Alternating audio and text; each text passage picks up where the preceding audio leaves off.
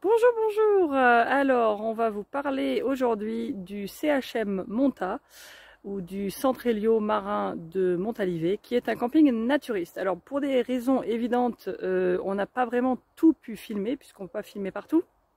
Et donc, on a filmé un petit peu, qu'on va vous montrer, et puis ensuite, on va vous en dire un petit peu plus. Alors, restez bien jusqu'à la fin de la vidéo pour qu'on vous raconte un petit peu plus sur les choses à savoir sur le CHM Monta, qui est un camping très sympa, surtout en hors saison avec la carte taxi, où ça ne coûte que 18 €. Voilà, je vous retrouve dans quelques instants. Bon bah ça, c'est notre emplacement. On est un petit peu dans l'ombre. Pas mal. Et il y a pas mal d'emplacements comme ça qui sont assez ombragés.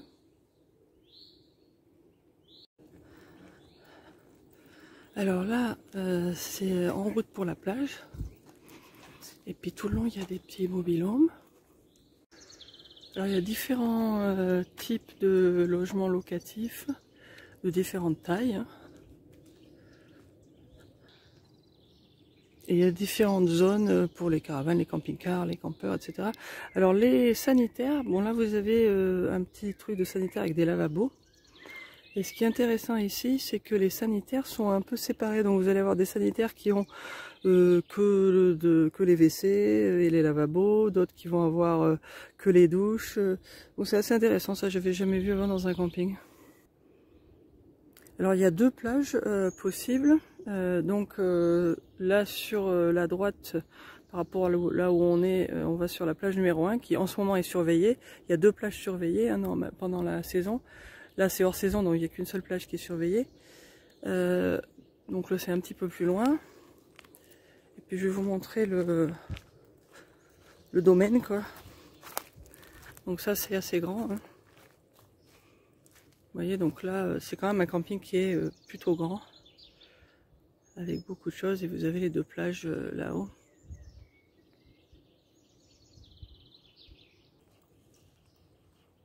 Alors là c'est un des sanitaires justement qui fait que douche. Et quand on se rapproche de la plage, donc là il y a des emplacements qui ont l'air d'être plutôt pour des tentes ou des caravanes ou des... Enfin c'est un petit peu pour tout, je crois que les emplacements ils servent un petit peu à tout. Mais voilà, c'est plus sablonneux, donc je pense que faut faire attention à ce genre de véhicule qui va là, quoi. Je pense que un camping-car là, ce sera un peu dur. Voilà, puis ça c'est notre petit chemin sur la plage. Alors tout ça, ça continue, c'est encore pour les campeurs. Alors il y a des endroits qui sont plus ou moins ombragés. Là c'est un petit peu plus au soleil quand même, mais c'est beaucoup plus près de la plage. Voilà, là encore des petits sanitaires. Là, il y a une petite douche aussi qui est pas mal hein, pour sortir de la plage. Et là, on arrive sur la plage. Avec là encore des sanitaires.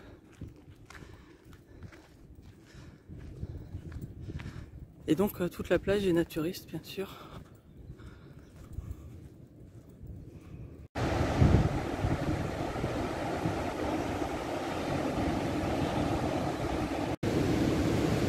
Alors ça, là, c'est l'entrée ou la sortie de la plage numéro 1.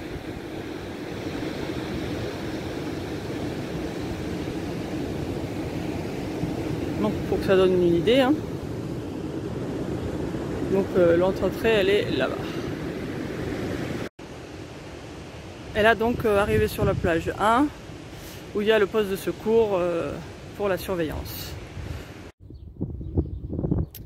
Alors à l'arrivée de la plage, il y a énormément de porte-vélos partout là. Voilà, vous en avez des deux côtés là.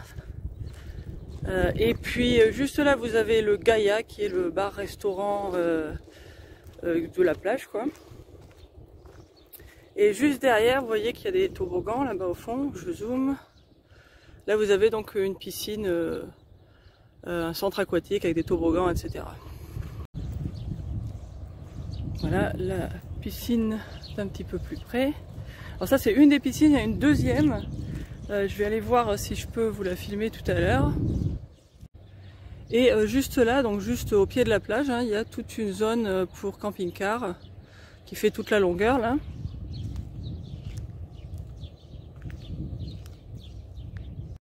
Donc voilà, il y a 2 ou 3 allées qui sont que pour les camping-cars.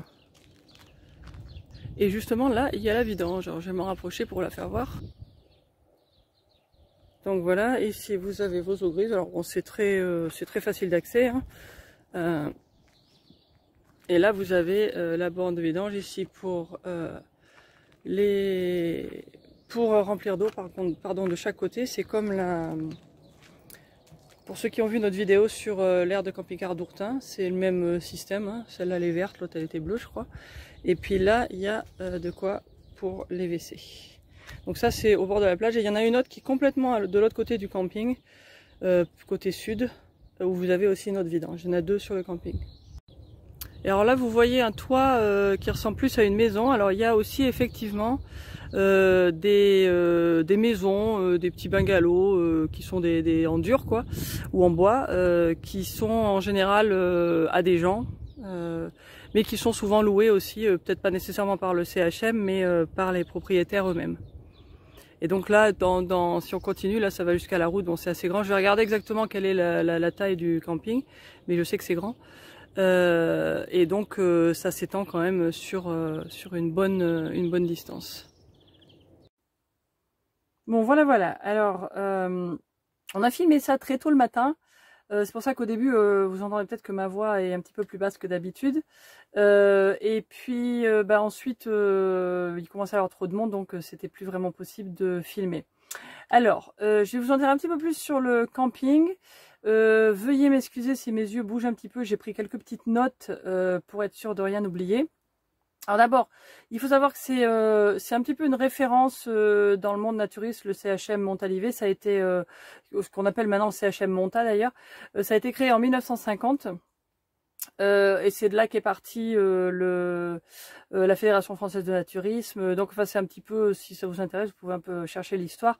C'est assez intéressant. Donc c'est quelque chose qui existe et qui dure depuis 1950. Donc, alors ça a commencé un peu plus petit, mais maintenant il y a 150 hectares de propriété qui a accès direct sur la plage. Donc c'est très sympa, et c'est tout un... Alors c'est pas que du camping, c'est pas que pour les camping-cars et les caravanes. Vous avez vu, je vous l'ai dit à la fin de la vidéo, il y a quelques petites maisons, il y a des bungalows, il y a des mobil-homes, il y a des maisons un peu plus grandes. C'est un peu divisé dans différents quartiers. Les mobil-homes ont l'air d'être un petit peu mélangés à peu près partout, ou au moins des petits bungalows, enfin quelque chose. C'est assez... c'est pas complètement divisé. Mais voilà, il y a un peu tout. Alors il y a aussi un centre commercial, il y a énormément d'activités. À part la piscine que je vous ai montré, donc il y a une deuxième piscine. Alors ça, c'était trop tard aussi pour filmer, même si elle ouvre un petit peu plus tard, il commence à y avoir des gens autour. Alors la piscine est ouverte de 10h. La deuxième piscine, qui est une piscine où on peut faire des longueurs, etc. Et il y a aussi des activités qui se passent à la piscine, comme par exemple l'aquagym, qu'on a fait d'ailleurs pendant qu'on était là-bas. C'est une belle piscine, hein. Les activités sont comprises en général dans le prix du séjour, et c'est aussi une piscine où vous pouvez vous faire bronzer, etc. Il y a un petit bain pour les enfants avec une espèce de petit jet d'eau, et puis il y a aussi un jacuzzi. Donc ça c'est un truc bon à savoir.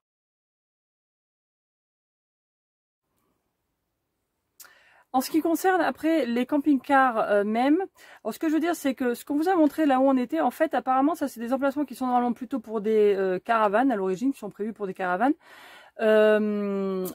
Et on était un peu plus à l'ombre que beaucoup des endroits où on a vu où il y a des camping-cars. Donc il y a 2 ou 3 allées qui ont l'air d'être vraiment réservées que pour les camping-cars. Alors une de celles que je vous ai montré, c'est vers la première zone de vidange. Et je sais pas, ça se voit peut-être pas tellement bien sur la vidéo, mais c'est pas tellement ombragé. On a fait la deuxième zone de vidange. Et d'ailleurs, pendant qu'on en parle, nous on a trouvé qu'elle était beaucoup moins accessible et beaucoup moins facile pour manœuvrer. Elle est très près d'un côté des sanitaires et puis en face des petits mobil-homes. Et en fait, je pense que si vous avez un grand camping-car et que vous allez au CHM, il faut aller sur la zone de vidange qui est à la plage numéro 1, qu'on vous a montré sur la vidéo, pardon. Parce que je pense que la deuxième, ce serait un petit peu difficile pour les plus grands camping-cars. Mais donc, pour en revenir, pour les endroits où il y en a camping-cars, ce qu'on a remarqué, c'est que les endroits où ça a l'air d'être vraiment réservé pour les camping-cars, il y a beaucoup de place, hein, c'est beaucoup moins à l'ombre. Donc, c'est des emplacements qui sont assez bien, ils sont assez grands, plus grands que dans une aire, hein, bien sûr. Mais c'est pas tellement ombragé. Alors que nous, finalement, on a eu de la chance, on n'était pas dans une zone camping-car, mais on était à un endroit où on avait un petit peu d'ombre, et puis surtout qu'on y était pendant la canicule, donc ça tombait très bien qu'on soit un petit peu à l'ombre. Je pense que les autres gens qui étaient dans les zones camping-car, ils ont dû vraiment avoir très très chaud. Alors après, dans les choses qui sont sympas dans le camping, donc en gros, vous avez vraiment pas besoin de sortir, hein, si vous voulez pas sortir du camping. Dans le centre commercial, ce qu'on appelle le centre commercial, c'est un espèce de petit, comme le centre du village, quoi, si vous voulez, où il va y avoir, alors il y a une laverie, entre autres. Il y a une petite supérette, il y a une boulangerie, il y a un traiteur, j'ai vu il y a un coiffeur aussi, il y a une maison de la presse, enfin il y a vraiment un petit peu tout ce que vous voulez. Puis il y a après des restos et des bars qui sont donc un peu au milieu du camping en gros.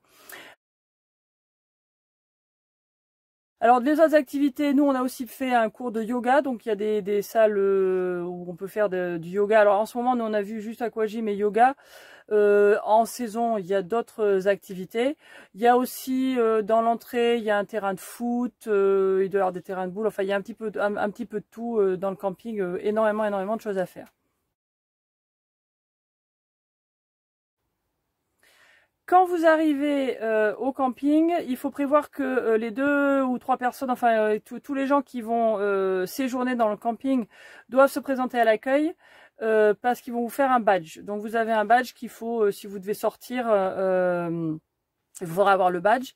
Donc souvent quand on va dans un camping, moi j'y vais, je montre les passeports s'il y en a besoin, ou je signe les papiers, ou je paye et puis on y va. Là il a fallu que les 2 personnes que Mani viennent aussi pour pouvoir faire son badge, donc ils vous prennent en photo et puis après vous vous trimballez avec votre petit badge. Et les entrées et les sorties se font à midi. Donc ça je trouvais ça un petit peu bizarre, c'est-à-dire qu'il doit y avoir beaucoup de monde à midi, mais bon bah voilà, nous on était arrivés un tout petit peu après midi, puis c'est pas encore en haute saison, c'était en semaine, donc ça s'est assez bien passé. Les gens sont très sympas hein, de toute façon, et puis ensuite donc on vous donne la carte du camping. Il y a aussi un petit dépliant avec les activités du moment, etc. Donc ça bon c'est assez classique, ça s'est bien passé, puis c'était assez bien fait. Et il propose aussi du Wi-Fi. Alors nous, ce qu'on a vu, c'est que vous avez droit à 1 heure gratuite de Wi-Fi. Et après, il y a différents forfaits. Donc ça, si c'est quelque chose qui vous intéresse, vous pourrez regarder en ligne au moment voulu, parce que je pense que les prix doivent varier un petit peu. Nous, là où on était dans le camping, on avait nos 2 réseaux qui marchaient assez bien. Donc on a pu, on s'est pas embêté à payer pour le Wi-Fi, puisque on avait ce qu'il fallait avec notre hotspot et puis ou nos téléphones. Donc ça, c'était bien. Et d'après ce qu'on a vu, le camping est ouvert de mars à, je crois, à peu près novembre. Mais le reste du temps, il n'est pas vraiment fermé, puisqu'il y a des propriétaires hein, qui habitent donc sur place, qui peuvent y aller tout le temps. Donc c'est un camping qui ferme jamais vraiment, mais pour les campeurs, pour les gens en camping-car par exemple ou en caravane, il y a une certaine période où ils sont ouverts en plus. Donc ça c'est quelque chose qu'il faut savoir. Et donc j'en ai parlé au début, si vous avez la carte taxi, en ce moment, donc on est en 2022, hein, c'est 18 € et ça vous permet d'avoir accès à toutes les activités, etc. aussi. Donc ça on a trouvé que c'était assez sympa du point de vue du prix, quoi.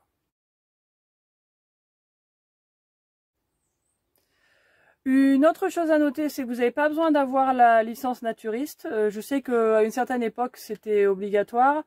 Donc ça pose pas de problème. Par contre, normalement, si vous êtes un homme seul, vous devrez être parrainé. Alors je sais pas si c'est vraiment, si c'est une règle qui est vraiment suivie, mais en tout cas normalement c'est ce qui se passe. Donc ça c'est quand même bon à savoir et c'est bon peut-être de vérifier à l'avance si vous êtes dans ce cas, tant qu'à faire, et puis peut-être de trouver un parrain s'il y a besoin. Et puis voilà, donc je pense que en gros c'est tout ce qu'on voulait vous dire sur le CHM Monta. Je vous mettrai comme d'habitude dans la description où ça se trouve exactement et puis des petites choses en plus si on oublie quelque chose. Voilà, à très bientôt, bye bye.